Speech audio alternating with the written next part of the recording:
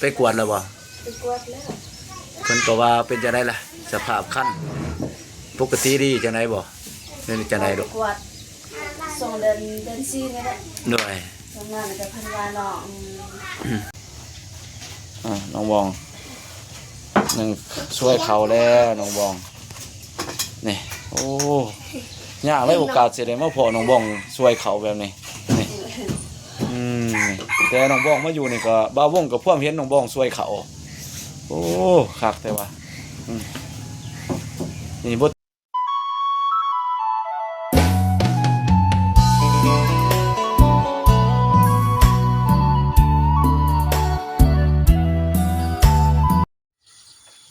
พี่น้องเอ้ยบาทนี่อากาศคอยคำย่ำแรงฝนตกมาซุ้มเย็นดิพี่น้องเอ้ยมานี่แต่บ้านนี่ฝนโอ้ยปากแหบคอโคพี่น้องเอ้ยบ่าววงเองกะพักผ่อนมานี่บริเดินทางไปใช้บ้านนี่กะถือว่า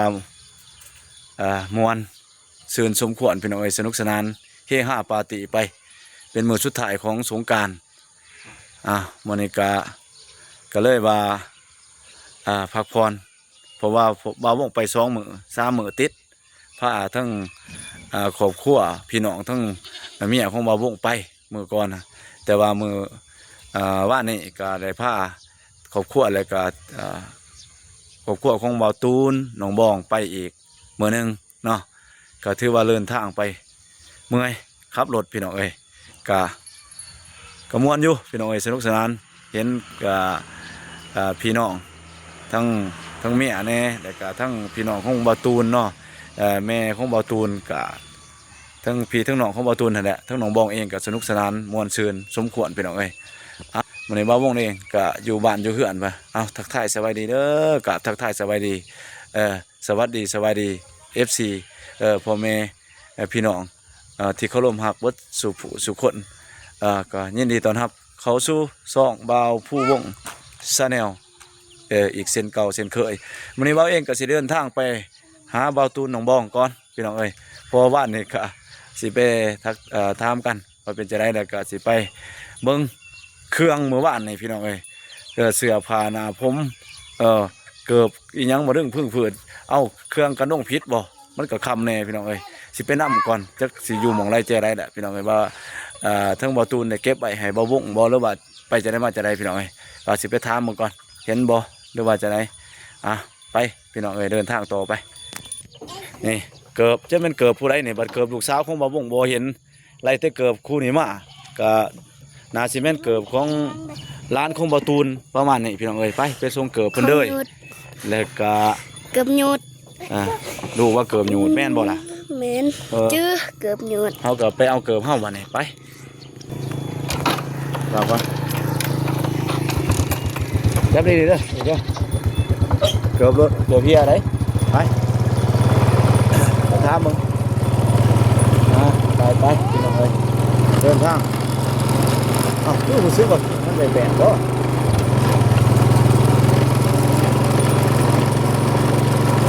เดี๋ยวน้ำมันเกิดกันเด้อเครื่องเพราะว่าเปียกน้ำแน่ดินน้ำก็เปลี่ยนใส่ถุงไปพ่นกันแค่นั้นแหละเดี๋ยวเราจับพ่นนิด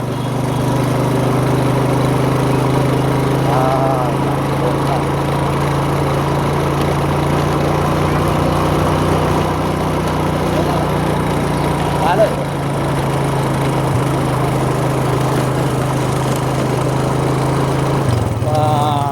ทุกคนสิตกมาอีกหอใหม่ฝนตกเปียกเปียกเบิดเลยพี่น้องเอ้ยเล่นสมควรเล่นเลยต้นไม้ใบหญ้าเขียวกระจี้เลยพี่น้องเอ้ยบ้านทุ่มเลยเรียนมัธยมมอต่อมัธยมต้นบ้านห้วยรับไม้พี่น้องเอ้ยแล้วก็ติดกันมาเนี่ยก็แม่นโรงเรียนลูกชายเรียนอยู่ปฐมนี่โรงเรียนปฐมที่ลูกชายได้เรียนอยู่นี่ปฐมสมบูรณ์บ้านห้วยรับไม้ป ปหนึ่งฮอดปห้าพี่น้องเอ้ยทั้งฝั่งล่างเขาบ้านนี่ ปอกกี้มันตีหอดมองปอกค่ะ นี่โปรแกรมนำบ่ นี่ โปรแกรมนำเนาะหลังนี่บ่ได้ใช้ได้ตินี่หลังนี่หลังตัวเสียงหา มีคนเหี้ยนบ่ แล้วบ่ นี่มีคนเหี้ยนบ่อยู่หั่น บ่ บ่มีเนาะโอ้งามแต่เฮือนหลังนี่หมู่เรือนหลังนี่พวกเบิ่งเนาะเด้อเด้อโอ้เฮ็ดคักแต่มีสีมีสันแท้เนาะ บังจอดรถ โอ้เฮ็ดหม้องจอดรถจอดมันข้างนี้เนาะว่า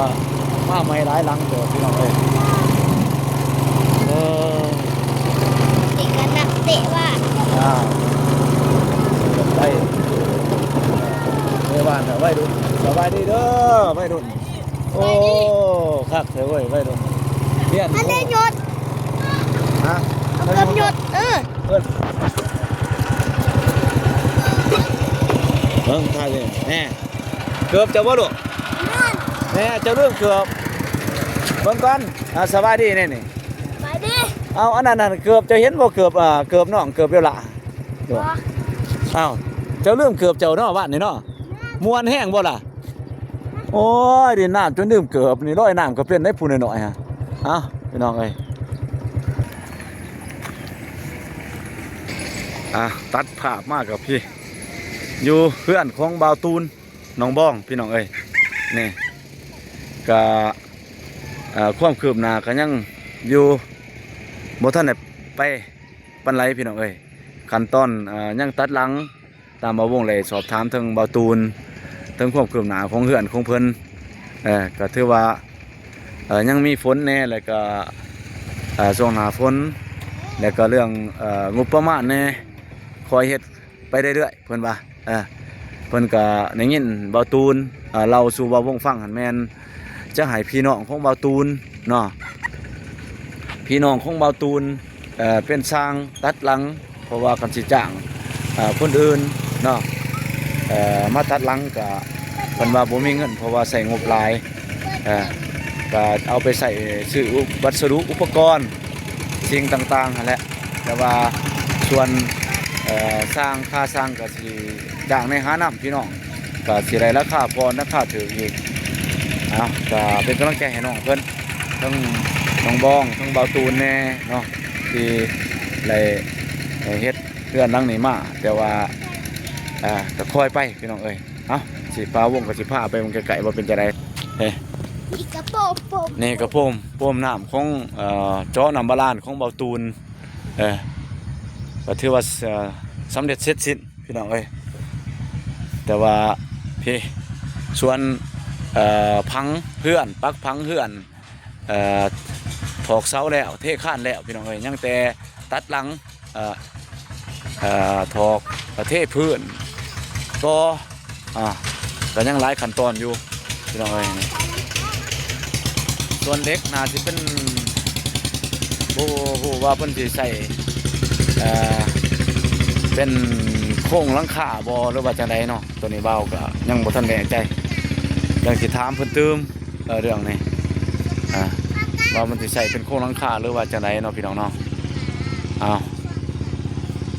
ส่วนทั้งหลังนี่ก็กาแฟนี่ก็ถือว่าเขียวทุ่มเลยพี่น้องเอ้ยงามเลยแหละฝนลงมาแล้วก็ต้นไม้ใบหญ้านี่ก็ถือว่าโอเคพี่น้องเอ้ยเล็กเพิ่นก็กาเกียมต่างแต่ว่ายังถาสร้างบางบ่หรือว่างบประมาณไปหอดไสเนาะส่วนว่าตัวนี้มากก็แม่นทรายเพิ่นใบเทใบแอมใบเทพื้นใบกอเนาะประมาณนั้นพี่น้องเอ้ยไปเดินทางไปหาเจ้าของเพิ่นไปพี่น้องเอ้ยเดินทางต่อไปเด้อลูกเด้อไปลูกสาวมานำลูกสาวหน่อยมานำนะไปลูกไปใจเฮ็ดได้ลูกย่านให้ลูกไปนี่ลูกชายไปนี่สิเลยสบายดี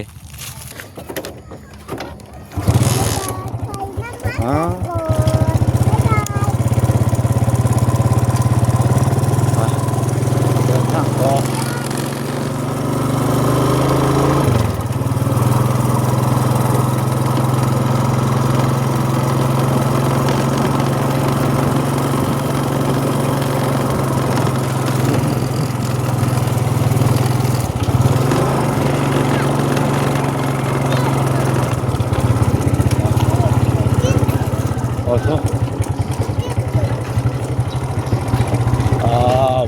หอดแล้วพี่น้องเอ้ยหอดแล้วเพื่อนของบ่าวตูนอ่ะของเพื่อนของแม่ยาของน้องบ้องไป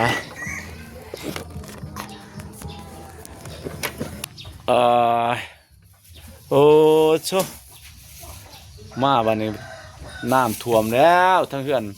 แม่ยาน้องบ้องนี่เฮ้โอ้แห้งเติบได้นี่น้ำฝนตกพี่น้องเอ้ยอ้ายเนาะขึ้นมาอีกเพิ่นขั้วของน้องบ้องอีกของแม่ยาน้องบ้องอีกครั้งหนึ่งปลาโชแนวนั้นบ่น้องบ้องหนึ่งเขาวัดสู่ครอบครัวเนาะโอ้นี่นี่ก็ครอบครัวไผนี่ ขวาป้า ป้าเนาะ อันนี้กับป้าอันนี้กับป้า ใช่ครอบครัวน้องบ้องกี่เอาหนึ่งก็ตัวใด บนกลาง นี่ว่าก็แม่ยาเนี่ยว่า เลย กินนั่นก็แม่ยาแต่นี่โอ้น้องบ้องเฮ็ดหยังเด้นี่ ทำเจล น้องบ้องตำเจียวพี่น้องเอ้ย โอ้ยน้องบ้องก็ได้นี่วนใส่อาหารการกินบนปลาเมียนอาหารพี่น้องเอ้ยเฮ็ดหยังกินบ่นี่น้องบ้องกินแดง กินแล้วบ่มีแต่ว่าของกินที่แม่ยาเอาเมื่อเจบ่งานทุกแทน โดย ของพี่น้องเป็น โดย งานตังนังเลย โอ้เบิ่งว่าเองสิมาสำรวจเบิ่งก่อนเป็นหยังเลยสิสุกแล้วบ่นี่โอ้เพิ่นใส่ระบบนี่เขาเอิ้นหยังนี่ตัวนี้นี่บ่แม่นหวดเลยนี่ ก็พูดคือกันน้องกะหากะมาอยู่นี่ ว่าภาษาทั้งบ้านน้องบ้องเอิ้นอีหยังนี่คือ ไปโหด ตะโหดบ่ ไปโหด เออภาษาลาวเบิ่งก่อนมาวงสิเว้าภาษาลาวก่อนคือเอิ้นอีหยังเนาะตัวนี้มาวงก่อนว่าเพิ่นบ่ได้ใส่หวดเด้อพี่น้องเอ้ยเพิ่นใส่มวยคือเอิ้นทั้งภาษาลาวว่ามวยแต่ว่าภาษาทางน้องบ้องก็เอิ้นอีหยังแหละหัวอีหยังแหละนี่ เป็นภาษาของน้องเองจะโหดแต่ว่าภาษาของไอ้ตู้น้องบ่ฮู้ ตะโหดบ่ จะโหด โอ้ยเบายากแท้นี่ใส่แบบเดียวกันเบิดนี่มีการอันนั้นบ่น้องบองนี่เนี่ยนี่จังไดนี่ปลานี่บ่ได้ซิกบ่แม่นนี่เห็นว่าบ่ได้ซิก บ่สบาย ถือว่าสุกเลยบาดเดียวเนาะ เลยมันนี่บ่ได้ซิกแต่ว่าดูเป็นแบบนี้ ซิกเนาะ ก็เป็นหัวได้ซิกน้องบองว่านี่โอ้ยเนาะมื้อเช้านี่เป็นจังได๋มื้อเช้านี่ตื่นจังม่วงตื่นสวยบ่ เมื่อยบ่นั่นแนวใด ตื่นแต่เช้า บ่เป็นจังได๋บ้านนี่เมื่อยเติบบ่บ้านนี่ม่วนเติบบ่ โอ้ยเก็บตกพี่น้องเอ้ยน้องบ้องก็โอ้ยลงนี่น้ำเย็นคักนี่เนาะน้องบ้องเนาะน้ำก็เป็นค่อนข้างสะอาดเนาะไหลทึดๆได้เย็นดีน้องบ้องก็ลงไปแต่ว่าบ่น้องบ้องก็บ่กล้าลอยพี่น้องเอ้ยเพิ่นว่าบ่ค่อยเป็นปานใดลอยบ่แต่ว่าถ้าสมมุติน้องบ่ได้คือพาน้องกะไปเด้อค่ะ บ่โอ้ ตอนเป็นสาวน้องกะไปแต่ว่าก ล้าลอยอยู่แม่นบ่ น้องกะย่าน ย่านเนาะโดยแม่นแหละเพราะว่าคันเฮาลอยก็ย่านมันท้องปั่นอีหยังหั่นเนาะปั่นท้องหั่นนะพี่น้องเอ้ยปั่นท้องปั่นบ่วงเบาเปลี่ยนความก็โอ้ยก็ถือว่าเต็มเหยียบเนาะว่านี่เนาะน้องเบาเนาะความม่วนซื่นนี่ถือว่าเต็มไปแต่เช้าฮอดค่ำเลยหดน้ำกันมาสุดทาง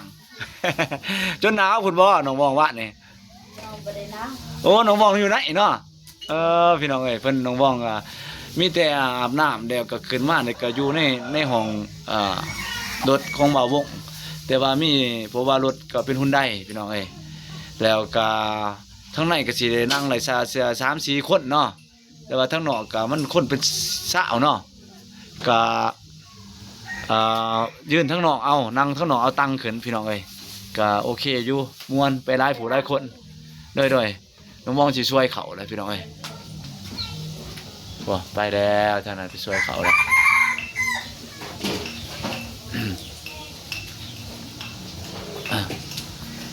ว่าผมก็พร้อมเพิ่นเห็นเพิ่นอันนั้นได้นี่หนึ่งเขาพร้อมกันเด้อนี่ว่ากินครบไฟครบลาวเลยน้องบองจักคนกินห่วมกับน้องบองนี่ 6 คน 6 คนบ่เออ แล้วน้องเองมาดูนี่6 คน ก็โอเคอยู่เนาะถือว่าย่ามกินเนี่ยพร้อมกันเลยบ่ บางมื้อก็พร้อมกันบางมื้อก็บ่ แล้วแต่เนาะโดยแล้วแต่เพิ่นว่าน้องวองว่าบางมื้อก็เอ้าน้องวองช่วยให้เบิดบ่นี่ ช่วยเฮ็ดหมดแต่ก็นึ่งเฮ็ดหมดเพราะว่าพวกป้าเพิ่นไปเรียก โอ้ มีแต่ว่ายังพวกร้าน โอ้ยน้องวองถือว่าเพิ่นน้องวองอยู่เฮือนอยู่แต่ว่าหนึ่งเขากาหนึ่งเขาให้ป้าน้ำพี่น้องเอ้ยนี่แหละน้องวองความใจดีของน้องวองป้าถึงว่าเฮาบ่ได้กินน้ำกันกับยาแต่ว่าน้องวองเพิ่นก็ป้าค่าเวียกบ่น้องวองป้าเพิ่นค่าเวียกบ่เพิ่นจังบ่ได้มาหนึ่งเขา ๆข้าไปเรียกไปหัวไปสวน โดยไปอ๋อไปหัวไปชวนไปปลูกทุเรียนก็ได้ว่า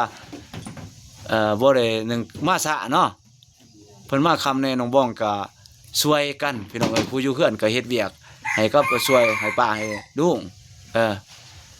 โอ้ยอายทนพี่น้องเอ้ยเพิ่นน้องบ้องหนึ่งช่วยเขาแล้วน้องบ้องนี่โอ้ยากเลยโอกาสสิได้มาพอน้องบ้องช่วยเขาแบบนี้นี่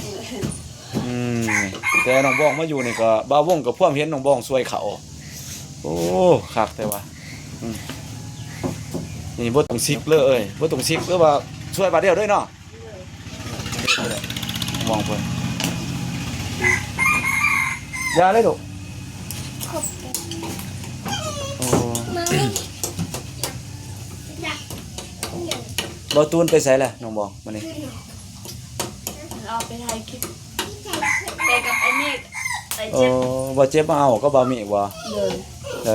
มาตอนประมาณ11 โมง โอ้ยเด้อ ไปพุ่นเพิ่นนินเพิ่นว่าสิไปเพิ่นกาแฟบ่เตียง โดยไปทำกับสวนกาแฟบ่เตียงเพิ่นบ่โอ้ยอายถนัดแต่นี้พี่น้องเอ้ยน้องบองช่วยเขาคนอายทนเลยโอ้เขาฮ้อนๆนั่นสิแดกอาหารแบบอุ่นๆร้อนๆมาใส่กันโอ้ยแซ่บเนาะแล้วว่าเป็นปีกเป็นอิหยังอย่าแต่ละเขามันใหม่เด้กินแซ่บเลยบ่ตูนนี่ก็บ่ได้ถามบ่น้องบองว่าเขานี่กุ้มกินบ่ทั้งครอบครัวบ่ตูนนี่น้องบองเขาเพิ่นเองบ่ได้ซื้อบ่เขาทั้งครอบครัวแม่ย่าจ้ะ เพิ่นไม่ได้ เขาเราถือว่าเขาเพิ่นซื้อบ่แล้วเขาเพิ่นเฮ็ดหน้าเองตัวนี้นี่ เพิ่นบ่ ได้ ซื้อเองครับตัวตูนเพิ่นบ่ได้เฮ็ดหน้ามีแต่ว่าซื้อข้าวกิน ได้นี่แต่เพิ่นซื้อนี่มันซื้อเป็นเขา เป็นอันนั้นกระสอบ กระสอบถือว่าเป็นเขาวเปลือกบ่หรือว่าเป็นเขานี่เขาสีแดง เขาซีแล้ว ด้วยกันมาถือว่าก็คันบ่มีหน้าก็ตัวในซื้ออันเนี้ยน้องบองเนาะก็มีแต่อาศัยกาแฟอันเนี้ยแต่ก็เงินนี่ไปหาไปก็พอได้กินน้องบองเนาะน้องบองมาอยู่นี่ก็โอ้ยผู้เดียวหนึ่งเขาพี่น้องเอ้ยนี่ถือว่าหวดหนึงน้องบองรับผิดชอบตัวโตนป่าลูกเพิ่นมาคำแล้วก็อยากกินเขาน้องบองก็หนึ่งเขาไปทาพี่น้องเอ้ยโอ้ยความดีของน้องบองกันโดยซอยกันคันว่าบางคนอาจจะบางวงสิว่าบางคนเนาะอยู่นำกันอยู่แต่ว่าเขาจะหนึ่งแต่ของเขาเองเนาะแต่ว่าน้องบองก็ดูโตนป่าลูกไปเฮ็ดเวียกเมื่อยคำว่าได้ก็อาสาแล้วก็ช่วยกันอยู่นำกันหั่นนะพี่น้องเอ้ยแต่ว่ากินต่างกันอยู่แต่ว่าน้องบองก็ยังช่วยในกันเฮ็ดนั่นเฮ็ดนี่หนึ่งเขาบ่หรือว่าเพิ่นอยากให้เฮ็ดนั่งน้องบ้องไปเฮ็ดก่อนเพิ่นสิมานะ เต้าก็มันต้องแต่ โอ้ยสุดยอดน้องบ้องพี่น้องนี่แหละคือความตัวตนของน้องบ้องที่พี่น้องฮักน้องแพงเพิ่นก็เป็นเบียกรู้มันขยันเพียรคือเก่าพี่น้องเอ้ยน้องบ้องแต่ต้นเป็นจังไดเดี๋ยวนี้น้องบ้องก็คือเก่าพี่น้องนี่แหละความน่าฮักของน้องบ้องแล้วก็ความเสดียวสะดาดแล้วก็ความรู้มันเพิ่น บ่เกลียดเวียกพี่น้องเอ้ยมีเวียกหยังก็เฮ็ดเบิดส่วนสุแนวเพราะแต่มีเวียกเนาะน้องบองบ่เฮ็ดเบิดส่วนสุแนวเนาะมีแต่ถือผ้านี่แหละเพิ่นบ่ได้เฮ็ดเวียกหนักพี่น้องเอ้ย ที่ทางนอกก็ ก็ เบียกนี่ แต่ว่าก็เฮ็ดเบาลงเนาะน้องบองเนาะเลยเป็นจะได้ล่ะถือผ้านี่นี่ไปกวดไปหยังได้บ่เพิ่นหมอเพิ่นนัดตรวจได้บ่ตรวจคัดได้บ่เนาะ เลย ล่าสุดไปกวดแล้วบ่ ไปกวดแล้ว เพิ่นก็ว่าเป็นจะได้ล่ะสภาพคันปกติดีจังไดบ่เป็นจังไดดอก กวดส่งเดินซีนี่แหละ ด้วย ทำงานกับพันวาน้องอันนั้นลุงสั่งเพิ่นตั้งส่งน้องลุงเฮ โอ้ตั้งทรงรุดบ่ เลย รุดอันตรายเลยน้องมองเอ้ยเมื่อยว่าบาปเลยตั้งทรงรุดมีแต่ว่าเพิ่นแนะนำจังไดแพทย์หมอเพิ่นแนะนำจังไดล่ะให้กินอาหาร เพิ่นแนะนำว่าถ้าสมมุติรู้สึกเมื่อยแฮงก็มาหาหมอ ด้วย แต่ว่าตอนที่น้องไปกวดหันน้องก็รู้สึกเมื่อยนั่นแหละ ด้วย พอดีสิให้ไอ้คุณปั๊บพาไปคือเพิ่นกะค้าเพราะว่าเพิ่นเป็นหัวหน้าเว็บจัดการกีฬาเนาะ ด้วย มื้อที่จัดกีฬาหั่นน่ะดอกย่างไป โอ้ย่างไปบ่ได้ขี่รถไปฮอดพุ่นสุสละเฮานี่บ่ รถกะมีแต่ว่า เขาเอาไปหมดแหละพวกอันนั้น ก็เลยว่าย่างไปย่านมันบ่ฮู้ว่ารถสิมาตอนใดเนาะแล้วย่านมันค่ำแล้วมันสิผิดนัดเพิ่นบ่แน่นั้นบ่เนาะ ใกล้ๆนี่เอง โดยหนึงก็มันก็บ่ไกลแน่พี่น้องสุขสระนี่ประมาณบ่ถึงหลักพี่น้องเอ้ย คันว่าใกล้น้องก็สิหารถเพอมันใกล้ๆน้องก็ย่างเอง ประมาณอยู่500เมตรนี่แหละเนาะประมาณ4-500เมตรเท่านั้นแหละพี่น้องเอ้ยแต่เฮือนน้องแม่ย่าน้องบองหาสุขสระก็ถือว่าบ่กวางบ่ไกลพี่น้องเอ้ยอ้าวคันได้กวดแล้วก็มีแต่เพิ่นแนะนำพักผ่อนรักษาสุขภาพ นั่นแหละทางเอื้อยเพิ่นแนะนำให้ โดย พรให้เฮ็ดยากนักแล้วก็ให้กินแนวบำรุง โดยบำรุง ผลไม้หั่นแหละ โดยว่านนี้ก็ไปก็บ่วงก็ได้มะพร้าวเม็ดเฒ่าเด้ให้น้องบองหน่วยหนึงกินได้บ่มะพร้าว ยัง โอ้ย กินนี่กินไหนตัวนั้นก็ดีได้มะพร้าวก็ให้กินไหนบำรุงได้ ได้ ดอก ได้เด้อ โดยเพราะว่าบ่วงก็ ทางว่าได้มักผ่าแล้วก็ได้มักม่วง โดยบักม่วงก็มะพร้าวแต่ว่าก็มะม่วงยังบ่ทันสุกน้องบองเอ้ยถ้าว่าบ่วงในช่วงไปได้มันสุกนี่เอาแต่ละปีกันเมื่อหันยามมันสุกก็เป็นกระสอบพุ่นเด้น้องบ เนื้ อ อง อ้ายเองบ่หั่น เพื่อนของเมเฒ่าหันได้เพื่อนเมเฒ่าเพื่อนเอื้อยเด้ของเอื้อยเจ้าของเมียบ่วงนั่นแหละ โอ้ หันได้บ้านเพิ่นบ้านเกิดบ่นอนเพื่อนนั่งตัวเขาย่างเขาไปทางไหนพุ่นน่ะผมบอกเว้ยมีหมากพร้าวบางหยังแต่ว่าบ่ได้แม่นตื่มมาสิให้น้องบ่มาแม่นเอาทั้งหน้าหันแล้วว่าแม่นเอารวดเมเฒ่าหันไปผูกเลิกแบตก็เด็กน้อยก็ดินโทรศัพท์แน่ลูกค่ะแต่แบตเบิดก็เลยว่าบ่ได้ถ่ายให้เบิ่งพี่น้องเอ้ยที่ว่าไปแม่นหมากพร้าวเลยก็ไปผูกคอตัวแขนทั้งเมเฒ่าหันทั้งพุ่นเมเฒ่าก็ แล้วก็ดีใจเห็นลูกเห็นหลานไปเยี่ยมยามเนาะก็ว่าโอกาสหน้าคันใดไปแวะทั้งผลไปยามทั้งผลก็สิชวนน้องบองไปยามไปเอาหมักม่วงสุกยามคันรู้มันสุกไปเอาบักเผาวมากินหลายได้ต้นบักเผาวเพิ่นน้องบองหลายอีดีบักม่วงทางไหนฮะ น้องก็ได้เข้าไปอยู่ บ่ เข้าไป ตามสาบติบชีพอยู่ เข้าไปเบิ่งมา โดยป้าก็ยังมีอยู่เด้พวกโกใหญ่เพิ่นปลูกเพิ่นอันนั้นไว้แต่ว่าได้นี่ก็บ่ค่อยเลี้ยงแหละบ่มีคนอยู่ให้เพื่อนทั้งเมืองหนาฮะ โอ้ ว่ามีแต่แม่เฒ่าเราอยู่เบื้องในเพื่อนเก่าเพิ่นอยู่ก็เลยอยากมาแวะถามน้องบองมาเป็นจะได้สุขภาพหลังจากไปเที่ยวไปหยังก็บ่ได้เพียอะไรหยังที่บ่ได้หากอะไรหยังบ่ปั่นถอกเนาะปกติดีเนาะน้องเนาะ ปกติ โดยแค่แน่แหละเบาวงก็เป็นห่วงน้องเพิ่นอย่าน้องเพิ่นอย่ามานั่งพี่ไปม่วนได้ก็นั่งพี่อย่าว่ามันมีผลกระทบต่อลูกในท้องหั่นนะร้านหน่อยหั่นบ่าวงก็เลยมาสอบมาถามแล้วก็ยังมาถามน้องบองเบิ่งว่ามีเกือบล้านจะว่านนี่บ่เห็น เกือบ เกือบ ล้านได้ เอาเวลานี่ลูกว่าวงผู้หญิงหั่น ได้ล ว่า ดบ่ แม่นจักผู้ใดเอาลงแล้วก็มีแต่ให้น้องบองถามทั้งพี่ทั้งน้องทั้งอันนั้นทั้งเบาตูนในเด้อ โดย โดยว่าให้กันเพิ่นเอาลงยันเอาลงกันผิดหั่นแหละเพราะว่าเกือบ ผู้ใดหลานน้องบ้องผู้หนึงหั่นเด้ผู้ร้อยน้ำกับลูกชายบ่วงหั่นผู้นั้นน่ะทีมเกิดไปอยู่เฮือนได้เอามาส่งเมื่อกี้นี่พ่อเพิ่นย่างไปเตะบ้านเอามาส่งแต่ว่าเกิดของหลานเจ้าซะนางน้อยหั่นบ่เห็นกิ่งเดียว มันว่าพวกพี่น้องบ่ได้เอาลงกับบางทีตกเป็นรอบทุกมื้อ โดยเดี๋ยวมีแต่ให้น้องบ้องถามเบิ่งเด้อคันว่าเห็นได้ก็แชทบอกบ่วงสิมาเอาน้ำเด้อเกือบล้านหน่อยเจ้าโทรถามกันพี่น้องผู้ไปน้ำกันนั่นแหละอย่าว่าเพิ่นเอาลงผิดเพราะว่าเสือบ่วงก็อาบน้ำหั่นเด้ได้ก็เอาใส่ถุงไว้ได้ทั้งครอบครัวบ่วงทั้งเมียว่าใส่กันใส่น้ำกันในถุงกิ่งหนึงใส่น้ำถุงนั้นหากบ่เห็นถุงตัวนั้นเลยนี่บ่วงก็เลยว่ามาถามเบิ่งมานํเบิ่งว่าเห็นน้องบ้องเอาลงบ่หรือว่าบ่ตูนเอาลงบ่หั่นนะกันว่าบ่ได้เอาลงหรือว่ามีผู้อื่นเอาลงก็ให้น้องบ้องแชทบอกอ้ายแน่บ่เอาลงก็ให้น้องบ้องแชทบอกอ้ายแน่ให้บ่ตูนแชทบอกถามนำพี่น้องเฮาหั่นแหละคันบ่เห็นก็แสดงว่ามันตกมันหยังก็แล้วไปหั่นนะยันว่ามันเพราะว่าเกิดกิ่งเดียวเด้มันใส่ยังบ่ได้เด้กิ่งเดียวมีแต่สิมาแจ้งน้องบ้องหั่นแหละแล้วก็มาถามกัน ใส่สายอ้าย เหนื่อยนกซ่ามาน้ำกันนี่แหละ กินแจ่วกินตำบ่แม่นตำบักม่วง โอ้ยยันเจ็บท้องนะคนหน่อยแห่งฝนตก เพิ่นได้กิน บ่หมกม่วงเพิ่นกับปลาเด้ในถ่ายรถบ้านบอกได้หลายเด้เหนื่อยเพิ่นกับปลาอยู่หั่นแหละเต็มอยู่เฮือนหั่นก็บอกลายเป็นถุงพุ่นน่ะแบ่งกันนี่แต่ว่าเพิ่นก็บ่ได้กินปลาอยู่หั่นละอย่ามาดูขนมม่วงสุกมันมักอยู่หมอลูกชายหั่นนะแต่ว่ามันดิบมันแบบ